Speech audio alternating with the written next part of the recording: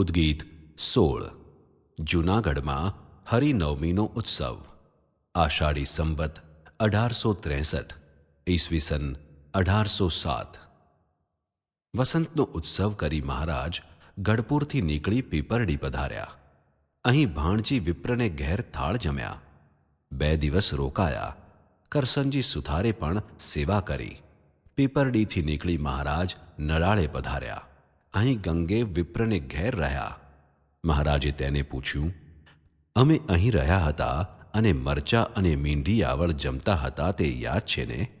ગંગેવે કહ્યું, મહારાજ, આપે એ દિવ્ય સુખ આપ્યું તે કેમ ભૂલાય? એ તો જીવનનું ભાથું થઈ ગયું. શ્રીહરિએ નડાળેથી નીકળી સરદાર પધાર્યા. અહીંના હરિભક્તો તોગાજી, વેરીભાઈ તથા વણિક ભક્ત ગોવર્ધનભાઈ, કમળશી વગેરે મહારાજના દર્શનથી પ્રસન્ન થઈ ગયા. મહારાજ અહીં 2 દિવસ રહ્યા. નીકળતી વખતે મહારાજે તોગાજીને પૂછ્યું, અહીં રામાનંદ સ્વામીનો શિષ્ય બોદો કમાનગર રહે છે, તે કેમ દેખાયો નહીં? આ સાંભળી તોગાજીએ કહ્યું, મહારાજ, એણે તો સ્વામીનો અવગુણ લીધો એટલે સત્સંગમાં આવતો આળસી ગયો છે. પણ શું થયું કે તેને રામાનંદ સ્વામીનો અવગુણ આવ્યો? ગોવર્ધનભાઈએ શ્રીહરિને માંડીને વાત કરતાં કહ્યું, મહારાજ, એક હરિભક્તને અતિસાર થયો હતો. તેને રામાનંદ સ્વામીએ કહ્યું, પાશેર મીઠું પાણીમાં નાખી પાઈ દ્યો, મરડો મટી જશે. તે પ્રમાણે તેને મીઠું પાયું. બોદો એ વખતે પાસે હતો. તેણે પણ સમજ્યા વગર આ જ ઔષધ બીજા ઉપર અજમાવ્યું અને તે માણસ મરી ગયો. બોદાએ આવું ઊંટ વૈદું કર્યું અને માણસ મારી નાખ્યો.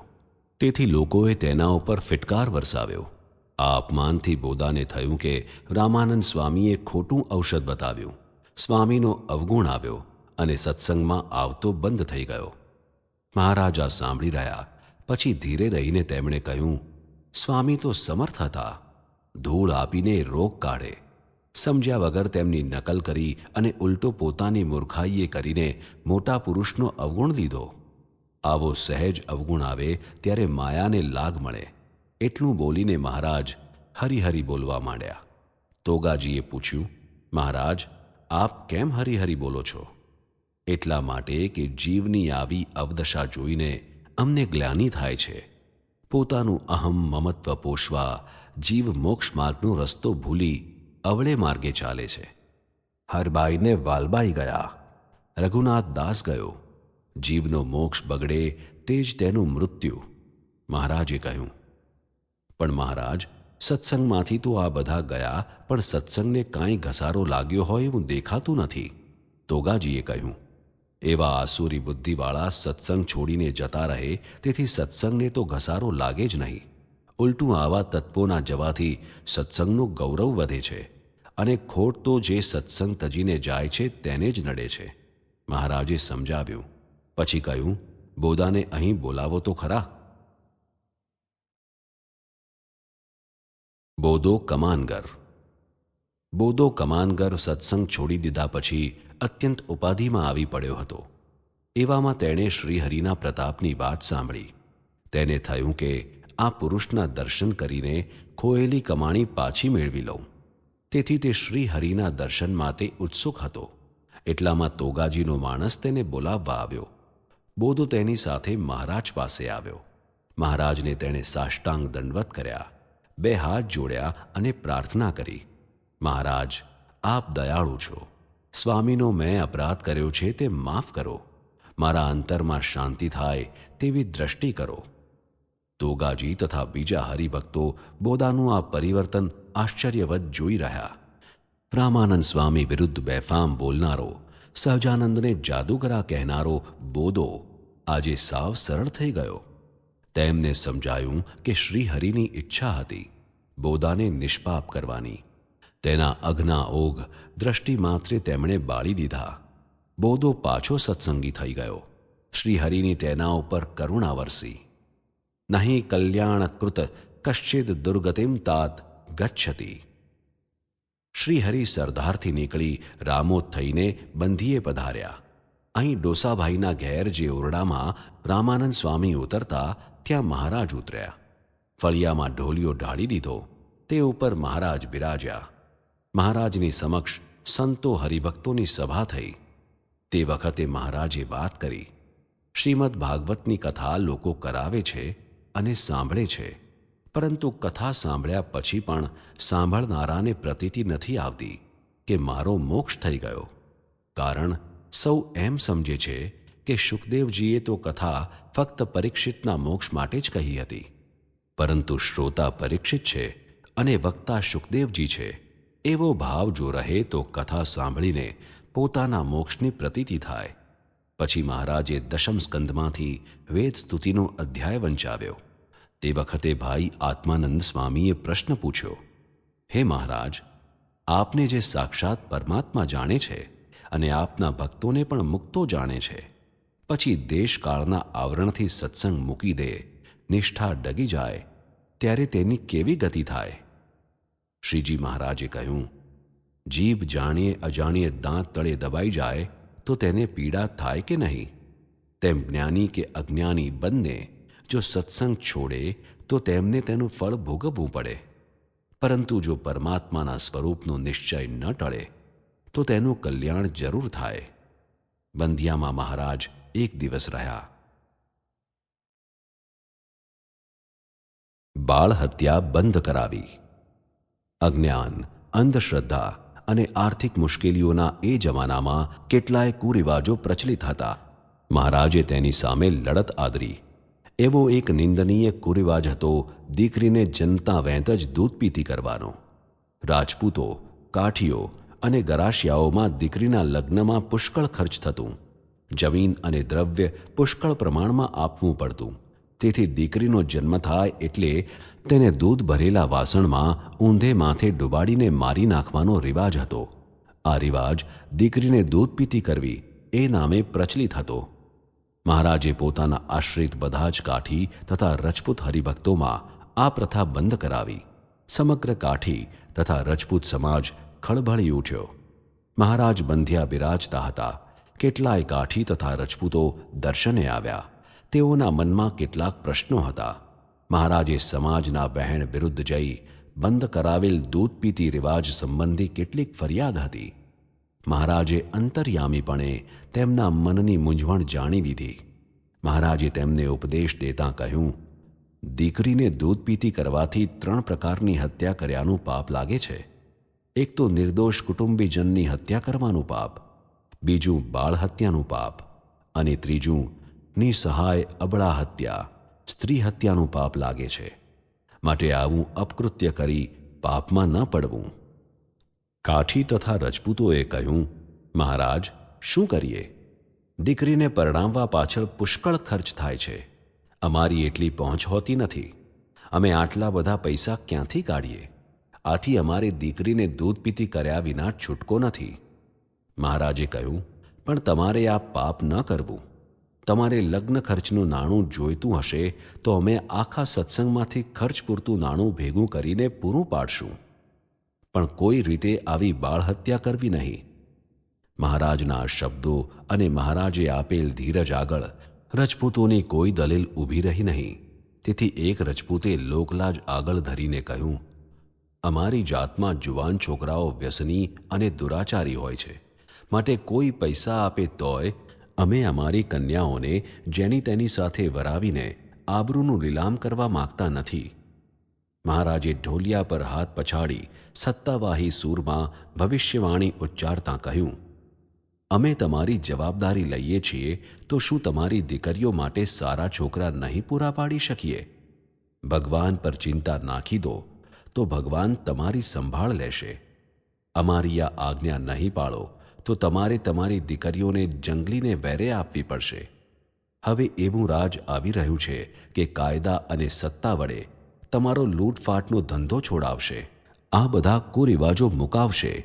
તે વખતે પરવશ થઈ મૂકવું પડશે અને હાથમાં માળા લેવાનો વારો આવશે, પણ પછી કાંઈ નહીં વળે. માટે અમારી આજ્ઞા પાળી રાજીપો લઈ લો. માળા લઈ ભગવાનનું ભજન કરો. ભગવાન તમારી સહાય કરશે. રજપૂતોની અંતરની આંખ ઉઘડી ગઈ. તેમને મહારાજના શબ્દોમાં શ્રદ્ધા બેઠી. તેમણે આ આજ્ઞા માથે ઉઠાવવાનું વચન આપ્યું. ખરેખર બન્યું હતું પણ એવું જ. અંગ્રેજ સત્તા સુરતથી આગળ ગુજરાત અને કાઠિયાવાડમાં વધવાના પ્રયાસ કરી રહી હતી. બંધિયામાં મહારાજ થોડું રોકાઈ ત્યાંથી ગોંડલ થઈને મેવાસા પધાર્યા.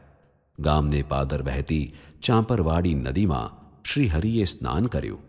સંતોએ તેમને ચોળીને નવરાવ્યા. ત્યાં જ નિત્ય ક્રિયા કરી. એટલામાં ગામમાં સમાચાર પહોંચી ગયા કે મહારાજ પધાર્યા છે. તેથી ગામમાંથી સત્સંગી વિપ્રો ઇન્દ્રજી વ્યાસ, કડવા વ્યાસ, વીરેશ્વર વગેરે આવી ગયા. મહારાજને દંડવત પ્રણામ કરી ગામમાં પધારવા પ્રાર્થના કરી. પરંતુ મહારાજે કહ્યું, અમારે ધોરાજી પહોંચવાની ઉતાવળ છે, માટે ગામમાં અવાશે નહીં. એટલે વિપ્રોએ કહ્યું, મહારાજ, કાંઈ જમવાનું લાવીએ? ચોખ્ખું હોય તો લાવો, મહારાજે તરત જ કહ્યું. વીરેશ્વર તરત જ ગામમાં ગયા. તેમને ઘેર લગ્ન પ્રસંગ હતો, તેથી પકવાન કર્યા હતા. તે મોટા તપેલાઓમાં પકવાન ભરીને ત્યાં લઈ આવ્યા. મહારાજ જમ્યા અને સર્વ સંત હરિભક્તોને પણ પોતે પકવાન વહેંચી દીધા. તમે કેવા સત્સંગી થયા છો? આ જ વખતે બ્રહ્માનંદ સ્વામી પોતાનું સંત મંડળ લઈને ધોરાજીમાં ફૂલદોલનો સમયો થવાનો છે તે જાણી ધોરાજી જતા હતા. અહીં તેમને મહારાજના દર્શન થઈ ગયા. મહારાજ વૃક્ષ નીચે સભા કરીને બિરાજ્યા હતા. બ્રહ્મમુનિને જોઈ મહારાજ ઉઠ્યા. એટલામાં તો બ્રહ્માનંદ સ્વામી મહારાજના ચરણમાં દંડવત પ્રણામ કરતાં પડી ગયા. મહારાજે તેમને ઉઠાડ્યા અને પ્રેમથી મળ્યા. આ સ્પર્શથી, આ મિલનથી બ્રહ્મમુનિનો કોઠો ટાઢો થઈ ગયો. મહારાજે તેમને તથા તેમના મંડળને પકવાન પીરસ્યા. પછી મહારાજે તેમને પૂછ્યું, સ્વામી, તમે ક્યાં ક્યાં ફર્યા અને તે દેશમાં સત્સંગ કેવો છે? ત્યારે બ્રહ્મમુનિએ કહ્યું, મહારાજ, સત્સંગ તો દેશ પરદેશમાં બહુ જ વધી રહ્યો છે. આપનો પ્રતાપ સર્વત્ર જણાય છે. તે સાંભળી મહારાજે ફરી પૂછ્યું, એ તો ઠીક, પણ તમે કેવા સત્સંગી થયા છો? બ્રહ્માનંદ સ્વામીને આ પ્રશ્નથી આશ્ચર્ય થયું. તેમણે તરત જ કહ્યું, મહારાજ, અમે તો આપને સર્વસ્વ અર્પણ કરી દીધું છે, એટલે આપના ખરેખરા સત્સંગી થયા છીએ. મહારાજ આ સાંભળી હસ્યા. તેમને સત્સંગનું રહસ્ય આજે સમજાવવું હતું. તેથી મહારાજે ફરી કહ્યું, સ્વામી, તમે તો હજુ ગુણબુદ્ધિવાળા સત્સંગી થયા છો, અને અમારા ખરેખરા સત્સંગી તો પર્વતભાઈ અને ગોવર્ધનભાઈ છે. તે ત્રણેય અવસ્થામાં અમને અખંડ દેખે છે. બ્રહ્માનંદ સ્વામીને સત્ય સમજાયું. આત્મા અને પરમાત્મા પામવાનો વેગ લાગે, પરમાત્મા સાથે સંલગ્ન થઈ જવાય, એ જ ખરો સત્સંગ છે. તેથી તેમણે મહારાજને હાથ જોડી કહ્યું, અમે એવા સત્સંગી નથી થયા. એવા મોટા આગળ તો અમે જેમ મેરુ પર્વત પાસે ટેકરા હોય તેવા છીએ. તરત જ મુક્તાનંદ સ્વામીએ હાથ જોડી પૂછ્યું, મહારાજ, એવા સત્સંગી કેમ થવાય? પોતાના આત્માની અક્ષર બ્રહ્મ સાથે એકતા કરી, બ્રહ્મભાવ પામી મારા સ્વરૂપને અંતરમાં ધારે તો એવા સત્સંગી થવાય. મહારાજે સમજાવ્યું. મહારાજ મળ્યા પછી પણ આત્માની અક્ષર બ્રહ્મ સાથે એકતા કરવાની કેમ રહે? એવી શંકા બંને સંતોના અંતરમાં ઘોળાવા લાગી. મહારાજે તેમની મૂંઝવણ જાણી, પરંતુ એ મૂંઝવણનો ઉકેલ અત્યારે લાવવો તેમને આવશ્યક ન લાગ્યો. એટલામાં બ્રહ્માનંદ સ્વામીએ કહ્યું, મહારાજ, કૃપા કરો તો એવા સત્સંગી થવાય. મહારાજે તો કૃપાનો ધોધ વરસાવ્યો હતો, પણ તાત્વિક રીતે તેની સ્પષ્ટતા ન થાય ત્યાં સુધી એ કૃપા કેવી છે તે સમજાય તેવું ન હતું. તેથી તેમણે કહ્યું, સાંભળો મુનિરાજ, 14 લોકનું આ બ્રહ્માંડ છે. તે 8 આવરણથી વીંટાયેલું છે. એવા અનંત કોટી બ્રહ્માંડો અક્ષરના રોમકૂપમાં તરંગની જેમ ઉપજે છે અને લીન થાય છે. આવો અક્ષરનો મહિમા છે. અને હું તો એ અક્ષરધામનો ધામી સાક્ષાત પુરુષોત્તમ છું. અક્ષરધામમાં રહેલા અનંત કોટી મુક્તોનો હું નિયંતા છું. બ્રહ્માનંદ સ્વામી અને મુક્તાનંદ સ્વામી આ રહસ્યની વાત એકાગ્રતાથી સાંભળતા હતા. તેમને થયું કે શ્રીજી મહારાજે પોતાના સ્વરૂપની યથાર્થ નિષ્ઠા કરાવવા માટે જ આ પ્રશ્ન પૂછ્યો હતો. મહારાજ તેમના પ્રત્યે બોલ્યા, મુનિવર્ય, અમે આવા પરાત્પર પુરુષોત્તમ તમારે કાજે અહીં પ્રકૃતિ પુરુષનો લોક કે બીજા અન્ય લોક ત્યજીને મનુષ્ય જેવા થઈ તમારી સાથે રહ્યા છીએ. તમને નિત્ય દર્શન દઈએ છીએ. હેત કરીને તમને જમાડીએ છીએ, રમાડીએ છીએ. એમ અનેક પ્રકારના લાડ તમને લડાવીએ છીએ, છતાં તમારે હજુ કૃપા જોઈએ છે. આજ અવનવો પ્રસંગ નીકળ્યો છે. મહારાજ પણ લહેરમાં આવી ગયા છે. કીડીને કુંજરના મેળાપ જેવી આ અતિ આશ્ચર્યમય વાત આજે સહજ થઈ ગઈ છે. પુરુષોત્તમ નારાયણ મનુષ્ય જેવા બની ગયા છે. બ્રહ્માનંદ સ્વામીએ હાથ જોડી દીધા. તેમણે કહ્યું, મહારાજ, આપની તો અત્યંત કૃપા છે, પરંતુ અમે માયાના જીવ, તેથી માયાનું આવરણ આડું આવે અને આપની કૃપાનું રહસ્ય ન સમજાય. મહારાજ આ સાંભળી તરત જ ઊભા થઈ ગયા. તેમણે જે ઉત્તરીય વસ્ત્ર ઓઢ્યું હતું તે દૂર ફેંકી દીધું. દિવ્ય ભાવમાં આવીને બોલ્યા, લ્યો કરો દર્શન. હવે છે આવરણ? સ્વામી મહારાજની આ ચેષ્ટામાં સમજી ગયા. મહારાજ નખશિખા પર્યંત દિવ્ય છે, પરંતુ જ્યાં સુધી નિષ્કપટ ભાવ નથી, આવરણ છે, ત્યાં સુધી આ સર્વોપરી સ્વરૂપ જેમ છે તેમ ઓળખાશે જ નહીં. એ આવરણ ટાળી નાખવું, મહારાજ સાથે અંતર એક કરી દેવું. મહારાજ મેવાસાથી નીકળી દૂધીવદર અને ઝાંઝમેર થઈને જેતપર પધાર્યા. ત્યાં એક વિપ્રના 2 પુત્રો શિવરામ અને ગોવર્ધનને મહારાજે જનોઈ આપી અને પછી ત્યાંથી નીકળી ધોરાજી પધાર્યા. ધોરાજીમાં ફૂલદોલનો ઉત્સવ. આષાઢી સંવત 1863. ધોરાજીમાં મહારાજ ફૂલદોલનો ઉત્સવ કરવાના હતા.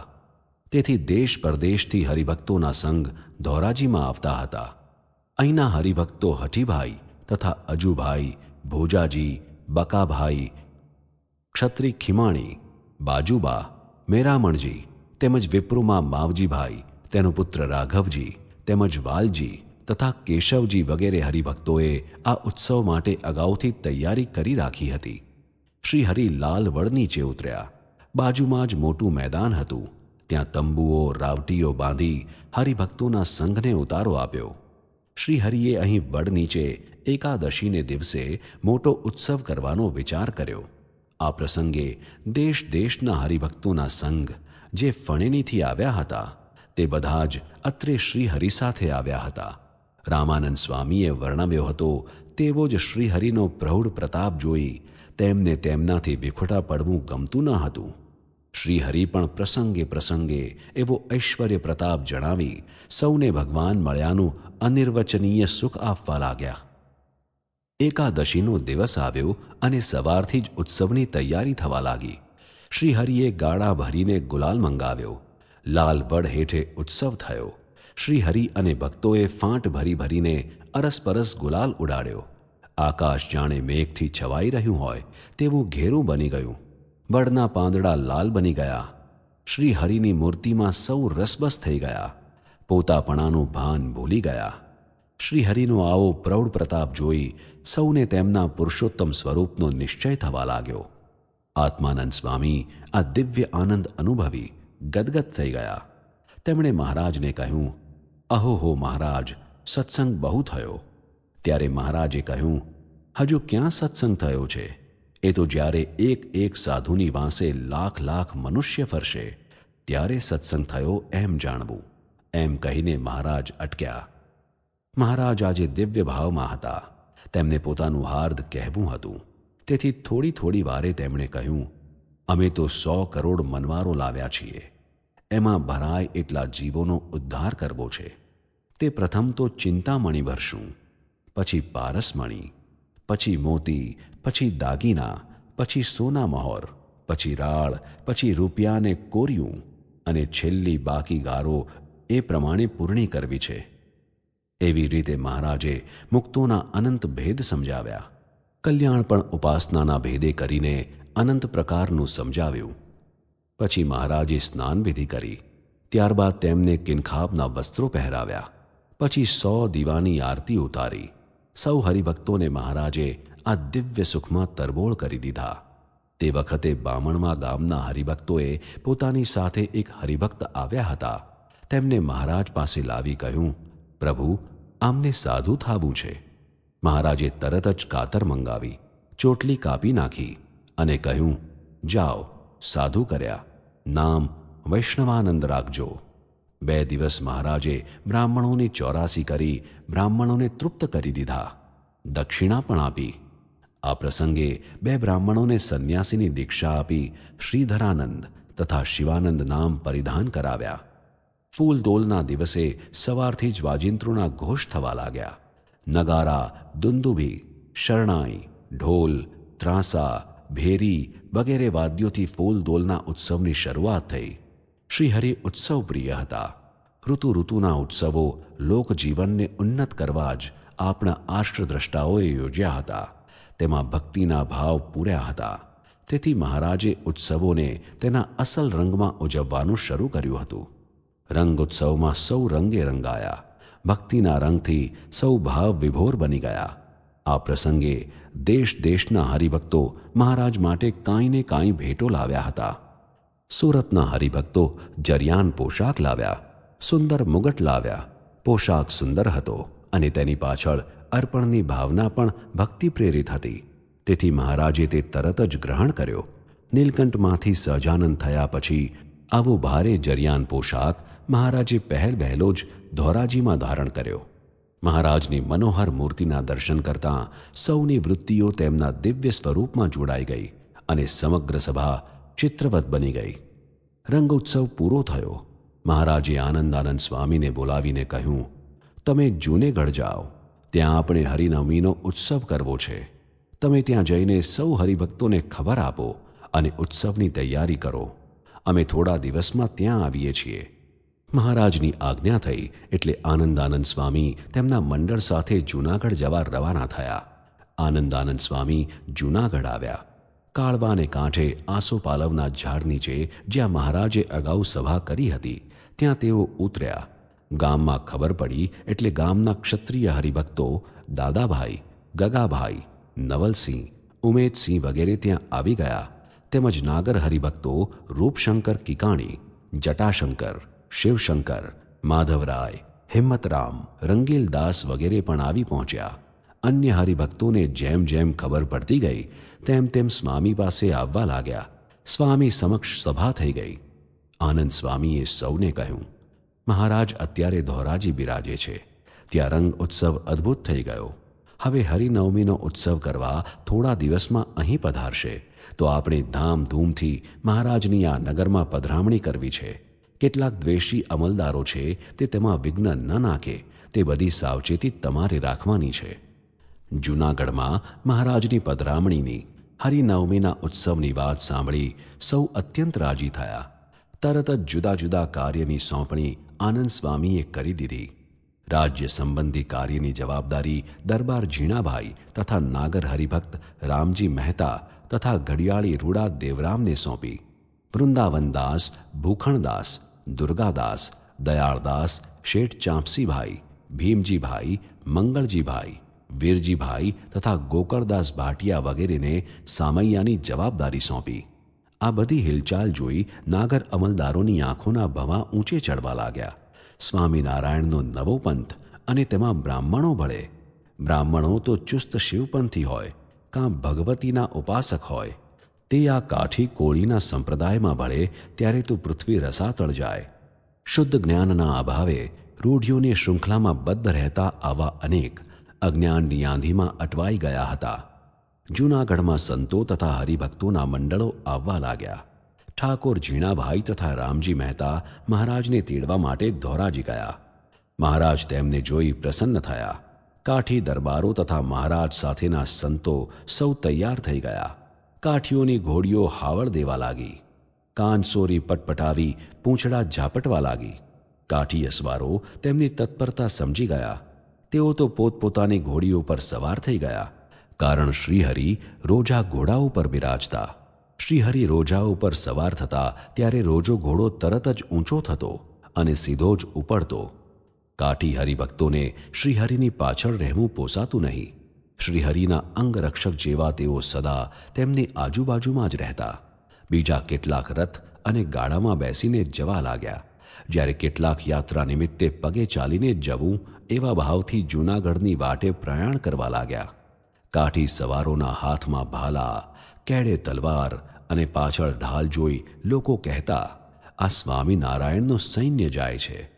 શ્રીહરિ પોતાના સંતો, પાર્ષદો અને ભક્તો સાથે વાટમાં મુકામ કરતા કરતા જૂનાગઢમાં ચૈત્ર સુદ છઠને દિવસે પધાર્યા.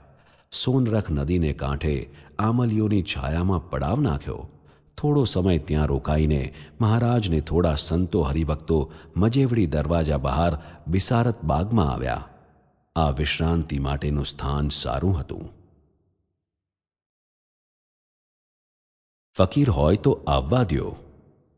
છીણાભાઈ દરબારે વિચાર કર્યો કે નાગર અમલદારોનો દ્વેષ છે, તેથી નવાબ સરકારની રજા લીધી હોય તો કોઈ વિઘ્ન આવે નહીં.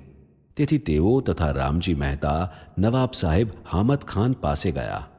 તે વખતે મંગળજી દિવાન નવાબ સાહેબની બાજુમાં બેઠા હતા.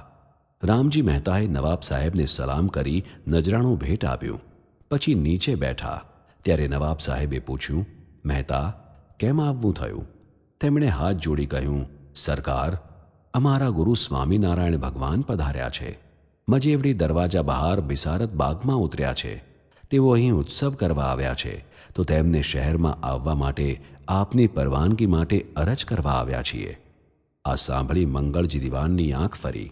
તેણે તરત જ કહ્યું, સ્વામિનારાયણ તો કાઠીઓનું લશ્કર સાથે લઈને ફરે છે, એટલે જો તેમને શહેરમાં પ્રવેશ કરવા દઈએ તો તોફાન થવા સંભવ છે, માટે પરવાનગી મળી શકશે નહીં. રામજી મહેતાએ આ જવાબ ધારી જ લીધો હતો, પરંતુ તેઓ આગળ કાંઈ કહે તે પહેલાં જ નવાબ સરકારે પૂછ્યું, સ્વામિનારાયણ કોણ છે? એટલે દરબાર ઝીણાભાઈએ કહ્યું, સરકાર, એ તો મોટા ઓલિયા ફકીર છે. તેમના આવવાથી તો શહેરમાં ઉલટી શાંતિ થશે. તરત જ નવાબ સાહેબે કહ્યું, જો મોટા ફકીર હોય તો આવવા દ્યો. એમને કોઈ અટકાવશો નહીં. આ આપણું રાજ્ય તો એવા મોટા ફકીરની દુઆથી જ ચાલે છે. નવાબ સાહેબના આ શબ્દોથી મંગળજી દિવાન સ્તબ્ધ બની ગયા. નવાબ સાહેબ રંગીલા હતા. રાજ્યના વહીવટમાં ખાસ માથું મારતા નહીં. મુખ્ય કારભાર મંગળજી દિવાન અને તેમના કાજી મકબૂલ મિયાં જ કરતા. તેથી મંગળજી દિવાનને તેના વચનોનો આદર થાય એવી કોઈ દહેશત ન હતી. પરંતુ નવાબ સાહેબની આ આજ્ઞાથી તેમની બધી ગણતરી ઊંધી પડી ગઈ. તરત જ રામજી મહેતાએ કહ્યું, સરકાર, આપ ફરમાન લખી આપો. નવાબ સરકારે દિવાનને હુકમ કર્યો. ફરમાન લખાયું. સરકારે સહી કરી. રામજી મહેતા તથા દરબાર ઝીણાભાઈ ફરમાન લઈને નીકળી ગયા. જૂનાગઢમાં શ્રીહરિનું અદ્ભુત સ્વાગત. શ્રીહરિના સામૈયાની જબરદસ્ત તૈયારી થઈ રહી હતી. દેશ દેશના હરિભક્તો આવ્યા હતા. સંતોના મંડળો પણ આવી જતા હતા. જૂનાગઢની જનતા પણ ઉમટી હતી. નાગરો ખાસ કરીને આ કાઠીઓએ માની લીધેલા ભગવાનને નિરખવા ઝરૂખા ઉપર અટારીમાં ચડ્યા હતા. પ્રજામાં પણ જાણે નવા પ્રાણ આવ્યા હોય તેમ સમગ્ર શહેર ઉત્સવમગ્ન બની ગયું. ઠાકોર ઝીણાભાઈ, દાદાભાઈ તથા નાગર હરિભક્તો સામૈયું લઈ વાજતે ગાજતે સામા આવ્યા. મહારાજને ભારે ભારે વસ્ત્રાભૂષણો ધરાવ્યા, ફૂલહાર પહેરાવ્યા, બાજુબંધ બાંધ્યા, પાઘમાં તોરા લટકાવ્યા. મહારાજની મૂર્તિ જોઈ કેટલાક કહેવા લાગ્યા, આ ભારે ભારે શણગારથી, ફૂલહારથી મહારાજ કેવા શોભે છે. ત્યારે બીજાએ કહ્યું, અરે મહારાજની મૂર્તિ જ મનોહર છે, તેથી તો શણગાર શોભે છે. શણગારની શોભા જ મહારાજની મૂર્તિ છે. મહારાજ માટે શણગારેલો હાથી લાવ્યા હતા. તે ઉપર સુવર્ણની અંબાડી ગોઠવી હતી. મહારાજ તે ઉપર બિરાજ્યા. બે બાજુ પાર્ષદો ચમર ઢોળવા લાગ્યા. કાઠી હરિભક્તો અશ્વ ઉપર ગોઠવાયા. આગળ પણ અસવારો અને પાછળ પણ અસવારો. પછી સંતોના રથ, તેમની પાછળ યુવાન સંતો હરિભક્તો, પાછળ બહેનો. આ પ્રમાણે સવારી ગોઠવાઈ ગઈ. વાજા વાગ્યા અને ઢોલ ઢબૂક્યા. સવારી ધીરે ધીરે ચાલતા ચાલતા નરસિંહ મહેતાના ચોરા પાસેથી સંઘેડિયા બજારમાં આવી. લોકોની મેદની પણ એવી જામી હતી. લોકોએ ભાવથી દર્શન કર્યા. સ્ત્રીઓએ ઓવારણા લીધા. અસદભાવવાળાએ હાંસી પણ કરી. પરંતુ મહારાજની દ્રષ્ટિ જેમના ઉપર પડતી તે ત્યાં ચિત્રવત બની જતા. મહારાજના અલૌકિક સ્વરૂપના દર્શનના આનંદનો અનુભવ કરી લેતા. સવારી ધીરે ધીરે દીવાન ચોક પાસે આવી. અહીં બાબી બહાદુર નવાબ સાહેબ હામદ ખાન પણ અટારીમાં સ્વામિનારાયણ ભગવાનની સવારી નિહાળવા બેઠા હતા. એટલામાં એક માળી મહારાજને હાર પહેરાવવા આગળ આવ્યો. તેણે ટોપલામાંથી હાર કાઢ્યો. મહારાજે 2 હાથ ઊંચા કર્યા. માળીએ હાર ફેંક્યો. મહારાજે ઝીલ્યો અને હાર પહેરી લીધો. માળીને આ દર્શનથી ખૂબ જ આનંદ થયો. સવારી આગળ ચાલી. નાના બાળક ભક્તે કાકડી લીધી હતી મહારાજને ધરાવવા, પરંતુ મહારાજ તો હાથી ઉપર બિરાજ્યા હતા. તેણે મહારાજ સામું જોયું.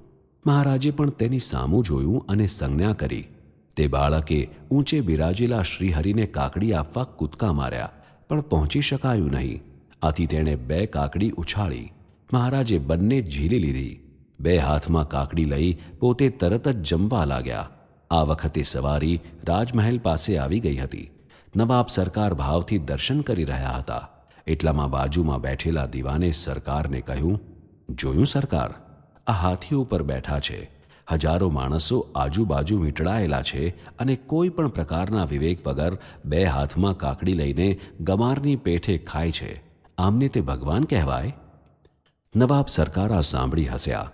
તેમણે તરત જ કહ્યું, દીવાનજી, તમને અને મને આબરૂની મોહની પડી છે, પણ જે ઓલિયા પુરુષ હોય તે તો અલમસ્ત જાતિ હોય. તે તો તેમની સ્થિતિમાં જ મસ્ત રહે. આ સ્વામિનારાયણ એવા ઓલિયા પુરુષ જરૂર જણાય છે. દીવાનજીને નવાબના શબ્દો આકરા લાગ્યા. તેને ઈચ્છા હતી નવાબની બુદ્ધિ ભમાવવાની, પરંતુ જ્યાં ભગવાને જ પ્રવેશ કર્યો હોય ત્યાં માનવીની ઇન્દ્રજાળનું શું ગજું? મહારાજે નવાબ ઉપર દ્રષ્ટિ કરી. નવાબ સરકારે દુઆ લઈ લીધી. એ જ સમયે એક ગઢવી ત્યાંથી નીકળ્યા. તેણે મહારાજની મૂર્તિના દર્શન કર્યા. તેનું ચિત્ત ખેંચાયું. મહારાજે પણ તેના તરફ દ્રષ્ટિ કરી. તેના ઉપર પોતાનો સોનેરી રેંટો મહારાજે ફેંક્યો. ગઢવી આ દિવ્ય ભેટથી ગદગદ થઈ ગયા. તેણે મહારાજને પ્રાર્થના કરી. સવારી આગળ ચાલી અને ગઢવી પણ સવારી સાથે ચાલવા લાગ્યા. નોબત, વાજા, ઢોલ, શરણાઈ, ભૂંગળ અને બંદૂકોના અવાજોથી જીરણગઢ ગાજી ઉઠ્યું. સતીના શાપથી ખાંગો થયેલો ગરવો ગઢ ગિરનાર શ્રી કૃષ્ણના સ્પર્શે જેમ કુબજાની ટેઢાઈ ટાળી દીધી હતી, તેમ શ્રીહરિના પાદ સ્પર્શે તેની ટેઢાઈ ટળી ગઈ હતી અને સ્થિર થઈને આ દિવ્ય દર્શન કરતો હતો. શ્રીહરિની સવારી નાગરવાડામાં થઈને હરુભાઈના ચકલામાં દરબાર ઝીણાભાઈના દરબારી ઉતારે આવી. શ્રીહરિ અહીં હાથી ઉપરથી ઉતર્યા. ઝીણાભાઈ દરબારે તેમનું ફૂલહારથી સ્વાગત કર્યું. મહારાજ દીવાનખાનામાં પધાર્યા. ત્યાં પલંગ ઉપર બિરાજ્યા. પછી દરબારને તથા સ્થાનિક સત્સંગીઓને કાઠી દરબારોનું યથાર્થ સન્માન કરી તેમને યથાયોગ્ય ઉતારા આપવાની વ્યવસ્થા કરવાનું કહ્યું. તેમના ઘોડાઓને જોગાણ, ખડ, રચકો વગેરે માટે બંદોબસ્ત કરવા સૂચના કરી. ચારણ ગઢવી દેવાનંદ બને છે. મહારાજના દર્શન કરતાં કરતાં ગઢવી પણ અહીં આવી પહોંચ્યા.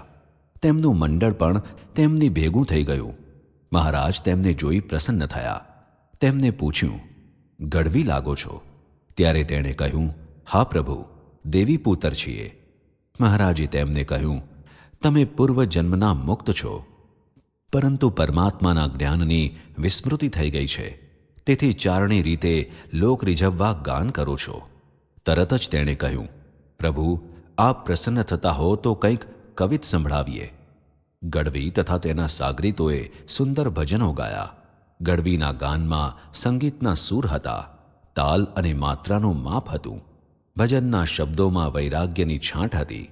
સંસાર પ્રત્યે વિતરાગની ભાવના હતી અને સંસારમાં આસક્ત થયેલા માનવીઓ ઉપર ચાપખા પણ હતા. શ્રીહરિ તેમના ભજનમાંથી પ્રગટ થતી હૃદયની ભાવનાઓને માણીને ખૂબ જ પ્રસન્ન થયા. તે ગઢવી ઉપર તેમણે દ્રષ્ટિ કરી. તેને તરત સમાધિ થઈ. તેજોમય અક્ષરધામમાં શ્રીહરિના દિવ્ય સ્વરૂપના તેને દર્શન થયા. તે કૃતાર્થ થઈ ગયા. જ્યારે સમાધિમાંથી તે જાગ્યા ત્યારે તેને શ્રીહરિએ કહ્યું, ગઢવી, તમારી આ વિદ્યા સંસારમાં તો રોળાઈ જશે. ત્યાગી થાવ તો પ્રભુ રીઝવવામાં આ વિદ્યા કામમાં આવે. ગઢવી તરત તૈયાર થઈ ગયા અને શ્રીજીના પાર્ષદોની હરોળમાં આવી બેસી ગયા. મહારાજ તેમની ખુમારી જોઈ પ્રસન્ન થયા. થોડા દિવસ બાદ મહારાજે તેમને દીક્ષા આપી દેવાનંદ નામ પાડ્યું. શ્રીહરિએ જૂનાગઢમાં દિગ્વિજય કરવાનું નક્કી કર્યું હતું. તેથી વાવને કાંઠે આસોપાલવના વૃક્ષ નીચે જ્ઞાન યજ્ઞની શરૂઆત કરી. ઘણા મતવાદીઓ શ્રીહરિનો પરાભવ કરવા આવવા લાગ્યા, પરંતુ શ્રીહરિ પાસે તેઓ આવતા અને શ્રીહરિના મોહક સ્વરૂપમાં આકર્ષાઈ જતા. દેહ ઇન્દ્રિયોનું તેમને ભાન ન રહેતું. આ અવસ્થામાં તેમને તેમના ઇષ્ટદેવના દર્શન થવા લાગ્યા.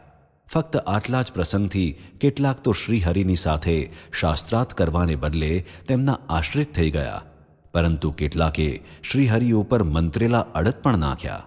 તેનું પરિણામ તેના ધાર્યા પ્રમાણે ન આવ્યું. તેથી શ્રીહરિ કોઈ અલૌકિક પુરુષ છે તેવી તેમને પ્રતીતિ થઈ. કેટલાક વિદ્યાના રસિયા શ્રીજી મહારાજની જ્ઞાનધારા, સંતોના પ્રશ્નો, અન્ય વિદ્વાનોના પ્રશ્નો વગેરે સાંભળી તત્વજ્ઞાનના સિદ્ધાંતો સમજી ગયા. આ પ્રસંગથી મહારાજની પ્રતિભા અને પ્રભુતા બંનેનો જૂનાગઢની જનતાને ખ્યાલ આવી ગયો. આ સભા પછી મહારાજના અવતારે ઠાકોર ઝીણાભાઈના દરબારમાં લોકોની અવરજવર વધવા માંડી. આષાઢી સંવત 1863ની હરિજયંતીના માંગલિક દિવસે નોબતના સૂર સંભળાવા લાગ્યા. સંતોએ ઠાકોરજીનું સિંહાસન, પારણું શણગાર્યા. હાલમાં જ્યાં મંદિરનો ભંડાર છે ત્યાં તે સમયે પીપળો હતો. તેની નીચે શ્રીહરિ માટે ઢોલિયો બિછાવ્યો હતો. શ્રીહરિ નિત્ય વિધિથી પરવારી તે ઉપર બિરાજ્યા. તેમની સન્મુખ દેશ દેશના હરિભક્તો સંતો બેસી ગયા. સંતો હરિભક્તોની તથા સ્થાનિક નગરજનોની આ સભાને ઉદ્દેશીને શ્રીહરિએ કહ્યું, પરમાત્મા એક જ છે. જુદા જુદા સ્વરૂપે જુદું જુદું કાર્ય કરવા પ્રગટ થાય છે. તેમની શક્તિ અમોઘ છે. તેમનું ઐશ્વર્ય અમાપ છે. સર્વ કરતા તેઓ જ છે. ક્ષુદ્ર દેવદેવીઓ, ગ્રહ પનોતી કે ઉપચારો, મંત્ર જંત્ર કાંઈ મનુષ્યને હાનિ કરી શકે તેમ નથી.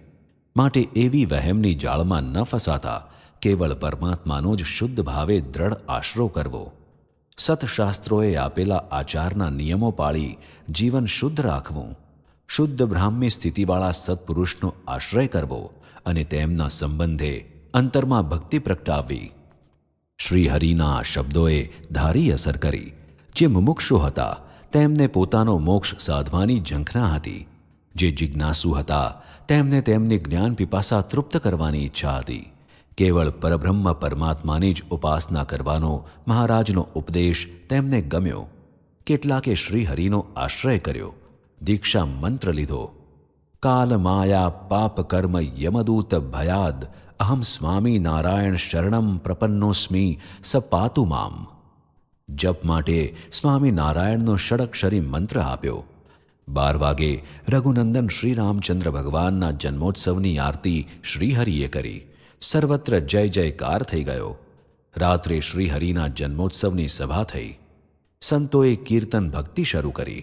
શ્રીહરિને મહામૂલ્યવાન વસ્ત્રો, આભૂષણો ધરાવ્યા. હરિભક્તોએ, સંતોએ અનેક ઉપચારોથી મહારાજનું પૂજન કર્યું. હરિભક્તોએ ભેટો અર્પણ કરી. બરાબર 10 વાગે શ્રીહરિના જન્મના ઉત્સવમાં માંગલિક વાદ્યો વાગ્યા. સંતો હરિભક્તોએ શ્રીહરિની સમૂહ આરતી ઉતારી.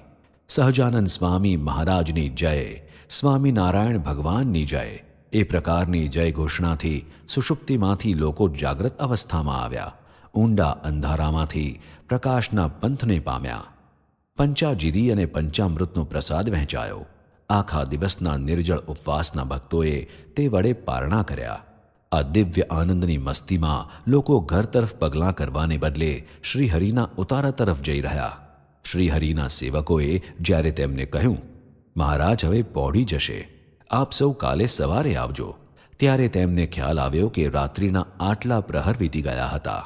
શ્રીહરિની કીર્તિના ડંકા નવાબ સરકારના દરબારમાં વાગવા લાગ્યા. તેને થયું, મારા નગરને આટલા દિવસથી હિલોળે ચડાવનાર, દિવ્ય આનંદની છોળ્યો ઉછાળનાર, ગંગાના પ્રવાહસમ જ્ઞાનના ધોધમાં સૌને સ્નાન કરાવી પવિત્ર કરનાર આ મહાપુરુષને મારા દરબારમાં પધરાવી મારો દરબાર પાવન કરવો છે. દશમની સવારે તેમણે ઝીણાભાઈના દરબારમાં પોતાનો માણસ મોકલ્યો. શ્રીહરિને દરબારમાં પધરાવવા છે, માટે જલ્દી આવી જાઓ. ઝીણાભાઈ દરબાર તથા ઘડિયાળી રૂડા દેવરામ બંને નવાબ સરકાર પાસે ગયા. નવાબ સાહેબે તેમને આવકાર્યા. પછી કહ્યું, અમારે સ્વામિનારાયણ ભગવાનને આજે જ દરબારમાં પધરાવવા છે.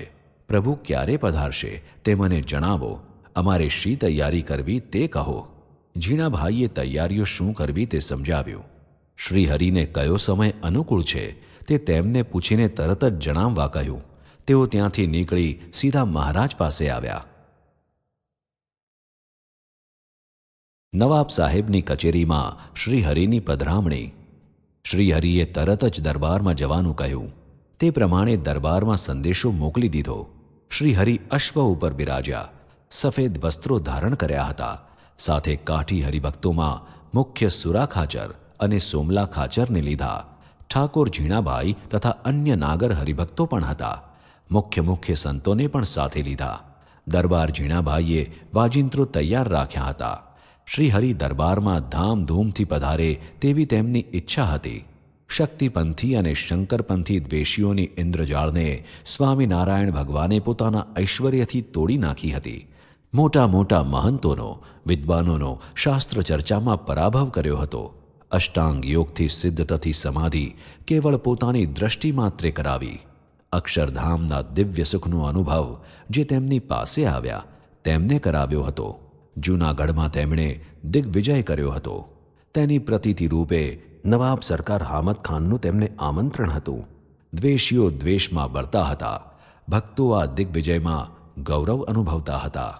નવાબ સાહેબે દરબારમાં પોતાના તમામ અમલદારો, નગરના પ્રતિષ્ઠિત જનો, પોતાના ભાયાતો વગેરેને બોલાવ્યા હતા. દરબાર હકડેઠઠ ભરાઈ ગયો હતો. નવાબ સરકારની ગાદી પાસે જ શ્રીહરિ માટે એવી જ શોભાવાળી ગાદી ગોઠવી હતી. સાથેના કાઠી દરબારો માટે પણ તેમના દરજ્જાને યોગ્ય બેઠકો ગોઠવી હતી. સંતો માટે અલગ વ્યવસ્થા કરી હતી. શ્રીહરિ પધાર્યા છે તે સમાચાર મળ્યા એટલે નવાબ સરકાર ખુદ શ્રીહરિને સન્માનવા પોતાના મુખ્ય અમલદારો અને ભાયાતો સાથે નીચે પધાર્યા. શ્રીહરિને તેમણે નમસ્કાર કર્યા, હાર પહેરાવ્યો, પછી પોતે આગળ ચાલ્યા. શ્રીહરિને સન્માનપૂર્વક કચેરીમાં લઈ આવ્યા. શ્રીહરિ તેમના માટે જ ગોઠવેલી ગાદી ઉપર બિરાજ્યા. પવિત્ર બ્રાહ્મણ પાસે તેમણે ચંદન, અબીર, ગુલાલ, અક્ષત વગેરે ઉપચારોથી શ્રીહરિની પૂજા કરાવી. શ્રીહરિના અંગ ઉપર અત્તર છાંટ્યું. ફળો અને મીઠાઈઓના થાળ ભેટ ધર્યા. કોરીઓ ભરી થાળ મૂક્યા. પછી તેમણે બે હાથ જોડી કહ્યું, આપ તો ખુદા તાલા છો. મારા દરબારમાં પધાર્યા, બહોત મહેરબાની કરી. અચ્છી દુઆ દો એટલે અમે સૌ સુખી રહીએ. શ્રીહરિ તેમના ભાવથી પ્રસન્ન થયા. તેમને આશીર્વાદ આપ્યા. સ્વામિનારાયણ ભગવાનનું આવું સન્માન નવાબ સાહેબે કર્યું તેથી નાગર અમલદારોની ભ્રમરો ખેંચાણી. આ પ્રસંગે જ તેમનો કોઈ પણ રીતે પરાભવ થાય, તેમનું હીણું દેખાય તેવા વિચારો કરવા લાગ્યા. પરધર્મી નવાબે તેમનું સન્માન કર્યું. જ્યારે ઉચ્ચ વર્ણના ગણાતા આ હિન્દુ ધર્મી નાગરોને તેમાં ઈર્ષાના ભાવ આવ્યા. અંતરના આત્માને કોમનો કોઈ ધર્મ નથી, એ તો પોતાના જ ધર્મમાં રાચે છે. નવાબ સાહેબનો અંતરનો આત્મા ભક્તિભાવથી પ્રકાશ્યો હતો, જ્યારે આ નાગરોનો આત્મા ઈર્ષાના ભાવથી આવૃત થઈ ગયો હતો. શ્રીહરિ તેમનો ભાવ સમજી ગયા, તેથી તેમણે નવાબ સરકારને કહ્યું, અમે હવે આપની રજા લઈએ. અમારા વિદ્વાન સંતો સાથે જ્ઞાન ચર્ચા કરવી હોય, તેમનો ઉપદેશ સાંભળવો હોય તો તેઓ અત્રે રોકાશે. એટલું કહી શ્રીહરિ ઉઠ્યા. તરત જ શ્રીહરિની સેવામાં સદા સાવધાન રહેતા કાઠી ભક્તો સુરા ખાચર, સોમલા ખાચર વગેરે પણ ઉઠ્યા. સૌ જોઈ રહ્યા અને શ્રીહરિ ગૌરવભરી ચાલે નવાબ સરકારનું સન્માન સ્વીકારી ચાલવા લાગ્યા. નવાબ સરકાર તેમને વળાવવા નીચે સુધી સાથે ગયા. નવાબ સરકાર પાછા આવ્યા ત્યારે કચેરીમાં સૌ સ્વસ્થ થઈ ગયા. નાગરોને કાંઈક પ્રસંગ ઉપસ્થિત કરી સ્વામિનારાયણના સંતોની લાજ લેવી હતી. તેમણે એક વાચાળ અને વિવેકશૂન્ય બ્રાહ્મણને ત્યાં બોલાવી રાખ્યો હતો. તેમણે નવાબ સરકારને કહ્યું, સરકાર, આપની આજ્ઞા હોય તો આ વિદ્વાન નરસિંહ પંડ્યા આ સ્વામિનારાયણના સાધુઓ સાથે ચર્ચા કરે. નવાબે આ સાંભળી તે પંડ્યા તરફ જોયું. તેના દીદાર જોઈ તેમને હસવું આવ્યું. તેમણે કહ્યું, આ સભામાં સ્વામિનારાયણના વિદ્વાન સંત આ કવિરાજ બ્રહ્માનંદ સ્વામી બેઠા છે, જેમણે તેમની કવિત્વ શક્તિથી અને વિદ્વત્તાથી આ સભાને તાજુબ કરી દીધી હતી. તે ઉપરાંત તેમના વિદ્વાન સંત નિત્યાનંદ પણ છે. તેમની સાથે આ દરિદ્ર દીદારી શું ચર્ચા કરી શકશે? નવાબ સાહેબના આ વચનથી નરસિંહ પંડ્યાના હાંજા કગડી ગયા. તેમની વાચાળતા તોતડી બની ગઈ. નવાબે કહ્યું, પંડ્યાને કાંઈ નજરાણું જોઈતું હોય તો આપો, બાકી તેમનું આ સંતો સાથે શાસ્ત્રાર્થ કરવાનું ગજું નથી.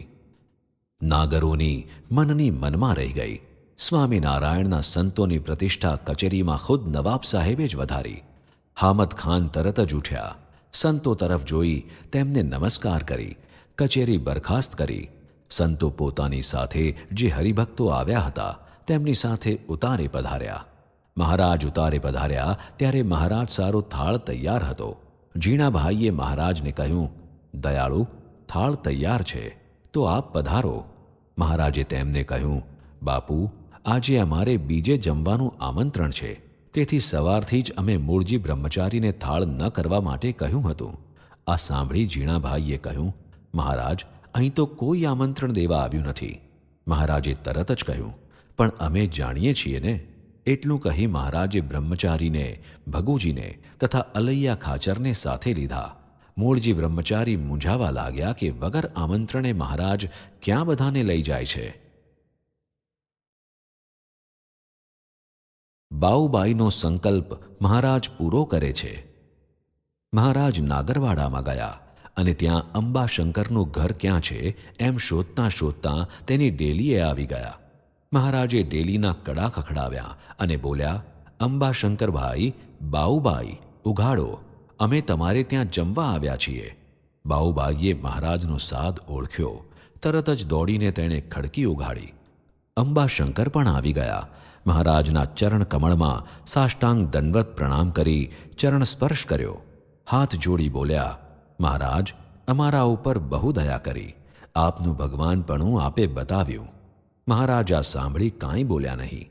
પછી મહારાજે મુકુંદ બ્રહ્મચારીને કહ્યું, બ્રહ્મચારી, નાહવું છે માટે પાણી તૈયાર કરો, પણ જોજો નવી ત્રાંબા કુંડી આપણા માટે જ લાવ્યા છે તે ઉટકીને તેમાં પાણી લાવજો. બ્રહ્મચારી તરત દોડ્યા. મહારાજ બાઉબાઈના એક પછી એક સંકલ્પો સિદ્ધ કરતા હતા, તેથી બાઉબાઈને મહારાજ પ્રત્યે અંતરમાં અત્યંત ભક્તિભાવ પ્રગટ્યો. તેમને થયું કે મહારાજ નિશ્ચય જ ભગવાન છે. વણતેડીએ મારો સંકલ્પ જાણી મારે ઘેર જમવા પધાર્યા. નાહવા માટે પણ મારા સંકલ્પ પ્રમાણે નવી ત્રાંબાકુંડી માંગી.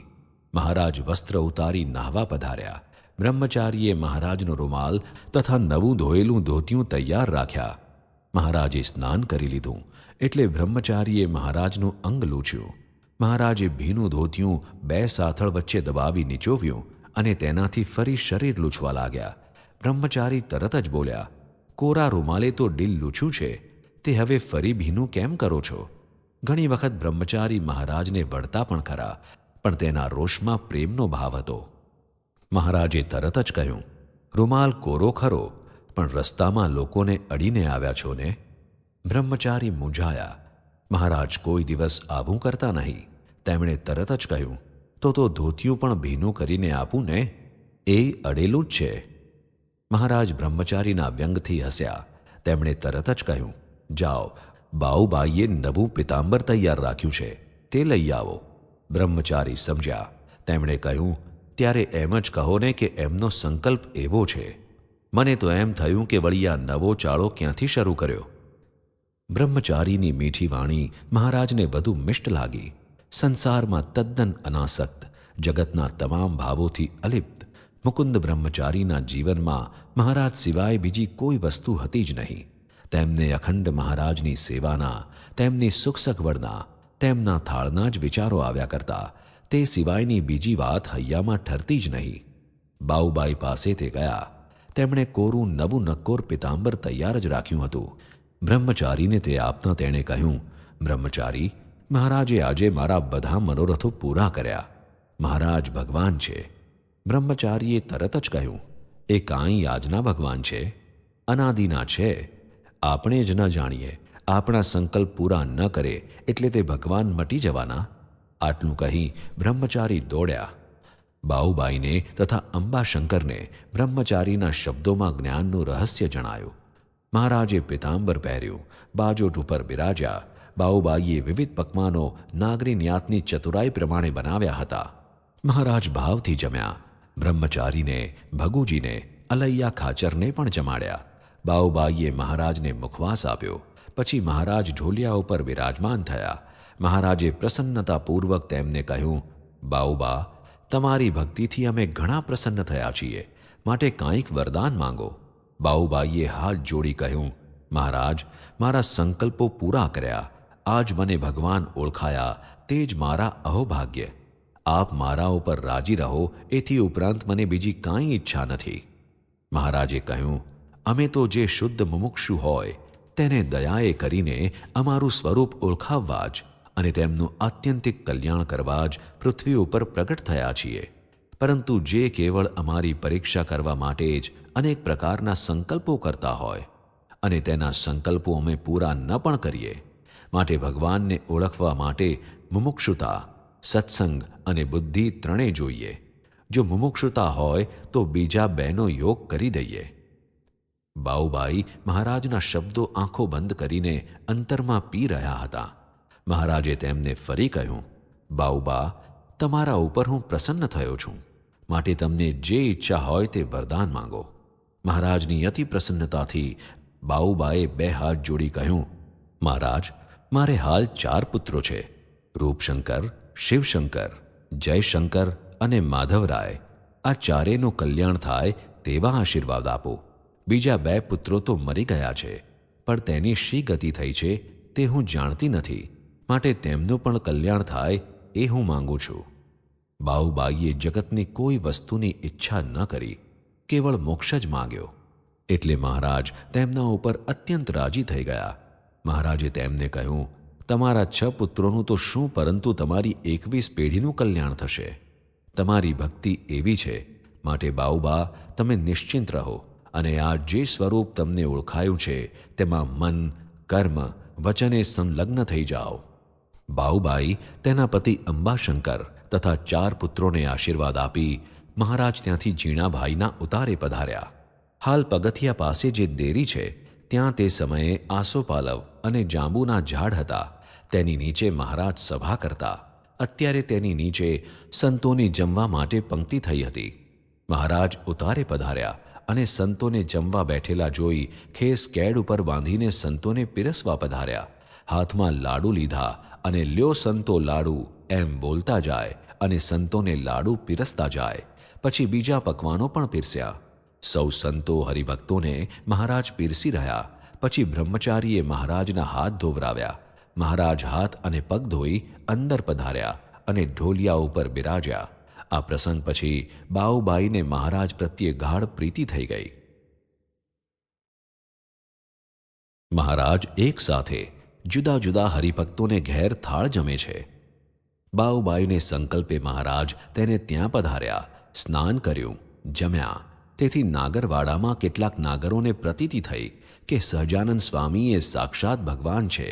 મહારાજની પધરામણી માટે, મહારાજને જમાડવા માટે સૌ ઉત્સુક બની ગયા. બીજા પણ સત્સંગી ભક્તોની એવી ઈચ્છા હતી કે મહારાજ તેમને ઘેર પધારે અને થાળ જમે. મહારાજને અત્રે રોકાણના દિવસો થોડા હતા અને આમંત્રણો ઝાઝા હતા. તેથી મહારાજ સૌના સંકલ્પો પૂરા કરવા એક જ દિવસે એકી સાથે ઘણા હરિભક્તોને ત્યાં થાળ જમ્યા. સૌને આશ્ચર્ય થયું, આનંદ થયો. મહારાજ સ્વયં ભગવાન છે એની વિશેષ દ્રઢતા થઈ. સાંજે મહારાજે આસોપાલવના ઝાડ નીચે સભા કરી. તે સભામાં ઘણા વેદાંતીઓ, નાસ્તિકો, વામપંથીઓ વગેરે આવ્યા હતા. શ્રીહરિને અનેક પ્રશ્નો પૂછવા, ગૂંચવવા, તેમનો પરાભવ કરવાનો તેમનો ઈરાદો હતો. પરંતુ મહારાજની વાણીથી તેમની શંકા ઓસરી ગઈ. નિત્યાનંદ સ્વામી, મુક્તાનંદ સ્વામી તથા બ્રહ્મમુનિના વાક પ્રહારમાં સૌ તણાયા. વેદાંતનું જ્ઞાન હૈયામાં ભર્યું હોય, પરંતુ વેદનો અંત જે પરમાત્મા તેમને હૈયામાં ન રાખ્યા હોય તો તે જ્ઞાન શા કામનું? જ્યારે અહીં તો શ્રીહરિના સમર્થ સંતોમાં વિદ્વત્તા હતી, સાધુતા હતી અને શ્રીહરિ પ્રત્યે ભક્તિ પણ અનન્ય હતી. આ શુષ્ક વેદાંતીઓ, મતવાદીઓ તેમનો મુકાબલો શી રીતે કરી શકે? કથા પછી સાંજે અદીબાએ તથા ગંગાબાએ થાળ બનાવ્યો હતો તે મહારાજ જમ્યા અને પછી પહોળી ગયા. બીજે દિવસે સવારે શ્રીહરિએ હાથીખાનાની પાસે હાલ જે ઓટો છે તે સ્થળે કરસન વાળંદ પાસે વતું કરાવ્યું. પછી સ્નાન કરી દામોદર કુંડે પધાર્યા. દામોદર કુંડમાં તથા રેવતી કુંડમાં સ્નાન કર્યું. બ્રાહ્મણોને પુષ્કળ દાન દઈને પ્રસન્ન કરી દીધા. દામોદર લાલજીના દર્શન કર્યા. અહીંના પૂજારી બ્રાહ્મણે મહારાજના દર્શન કર્યા. તેણે મહારાજ પાસે હાથ જોડી પોતાના દારિદ્ર્યનું દુઃખ ગાયું. મહારાજે તેને 500 કોરીઓ અપાવી તેનું દારિદ્ર્ય કાપી નાખ્યું. પછી હસીને બોલ્યા, ભગવાન મળ્યા ત્યારે મોક્ષને બદલે માયા માંગી. પછી ત્યાંથી નીકળી હાટકેશ્વરના મંદિરે પધાર્યા. અહીં દર્શન કરી પોતે બિરાજ્યા એટલે સંતો હરિભક્તો સન્મુખ બેસી ગયા. ગિરનારની યાત્રાએ જતા યાત્રિકો પણ જાણે અજાણે હાથ જોડતા સભામાં બેસી ગયા. ત્યાં થોડી વાતો કરી ઉઠ્યા. જેમલ મેરને આજ્ઞા કરી કે ગિરનાર ઉપર જે સત્સંગી યાત્રા કરવા જાય તેનું તમારે રક્ષણ કરવું. ભય જેવું હોય તો ભેગા જવું. જેમલ મેરે મહારાજની આજ્ઞા શિરે ચડાવી. શ્રીહરિ ત્યાંથી નીકળી ઉતારે પધાર્યા. આજે જમવાનું આમંત્રણ નાગર હરિભક્ત રામજીભાઈ તરફથી હતું. શ્રીહરિ તેમને ઘેર જમવા પધાર્યા. તેમને રાજી કરી દીધા. શ્રીહરિ જૂનાગઢમાં 7 દિવસ રહ્યા. આખો સોરઠ દેશ શ્રીહરિના દર્શન, સેવા અને સમાગમ માટે ઉમટ્યો હતો. તેમને સૌને ખૂબ સુખ આપ્યું. સૌના મનોરથ પૂરા કર્યા. બાબી નવાબ સરકાર હામદ ખાનને પોતાના સ્વરૂપનો દ્રઢ નિશ્ચય કરાવ્યો. દ્વેષી અમલદારોના પાસા ઊંધા પાડ્યા. આ રીતે ભવિષ્યના બ્રહ્મવિદ્યાના પ્રસારણના કેન્દ્ર સમાન જૂનાગઢમાં શ્રીહરિએ દિગ્વિજય કરી સત્સંગના પાયા ઊંડા નાખ્યા. તેમને હવે નીકળવું હતું, ગઢપુર જવું હતું. ત્યાંના ભક્તો પણ તેમના દર્શન વિના ઝૂરતા હતા. શ્રીહરિનું સ્વરૂપ જ એવું હતું. એક વખત દર્શન થાય અને ચિત્ત ચોંટી જાય તે પછી તેમની મૂર્તિ વિના બીજું કાંઈ નજરમાં જ ન આવતું. સૌ હરિભક્તોએ મહારાજને વધુ રોકાવા પ્રાર્થના કરી. મહારાજે તેમને આશ્વાસન આપતા કહ્યું, મને સોરઠ દેશ અત્યંત વહાલો છે. હું અહીં દિવ્ય રૂપે સદાય રહીશ. શ્રીહરિને પોતાના ગુણાતીત જ્ઞાનની જ્યોત અહીંથી પ્રગટાવવી હતી. જૂનાગઢને બ્રહ્મવિદ્યાનું કેન્દ્ર બનાવવું હતું.